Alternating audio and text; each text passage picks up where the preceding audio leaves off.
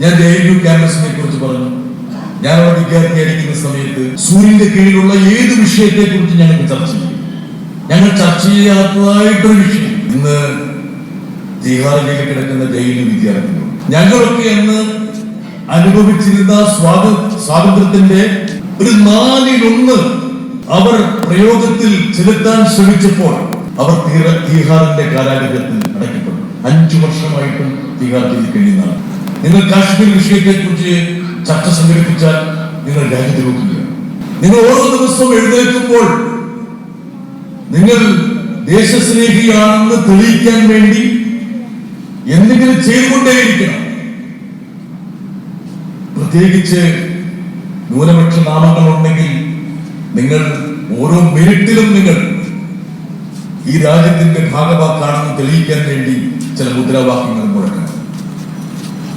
ഭാരത് മാതാ കി ജയ് എന്ന് വിളിച്ചില്ലെങ്കിൽ അവന് ദേശസ്നേഹമില്ല എന്ന് കൽപ്പിക്കപ്പെടുന്ന ഒരു സാമൂഹിക യാഥാർത്ഥ്യത്തിലൂടെയാണ് നമ്മൾ കടന്നത്.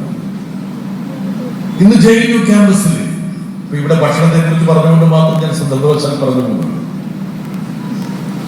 അവിടെ പലപ്പോഴും പല ഘട്ടങ്ങളിലും ഒരു പ്രത്യേക മതവിഭാഗത്തിന്റെ ആചാരരീതിക്കനുസരിച്ച് ഭക്ഷണക്രമം ക്രമീകരിക്കേണ്ടതായ ഒരു സാഹചര്യ സംജാതമാണ്.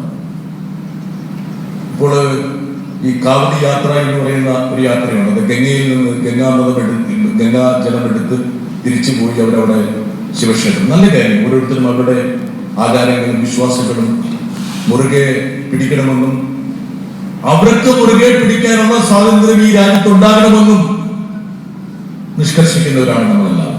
പക്ഷേ ആ യാത്ര പോകുന്നോടത്തെല്ലാം നിങ്ങൾ മാംസാഹാരം കഴിക്കാൻ പാടില്ല, വിൽക്കാൻ പാടില്ല, നിങ്ങളുടെ തൊഴിലിൽ നിങ്ങൾ പിന്തുടരാൻ പാടില്ല എന്ന് പറയുമ്പോഴാണ് നേരത്തെ ഇവിടെ സൂചിപ്പിച്ചതുപോലെ ഫാഷിസത്തിന്റെ വിളയാട്ടങ്ങൾ നമ്മൾ കണ്ടതുമല്ല.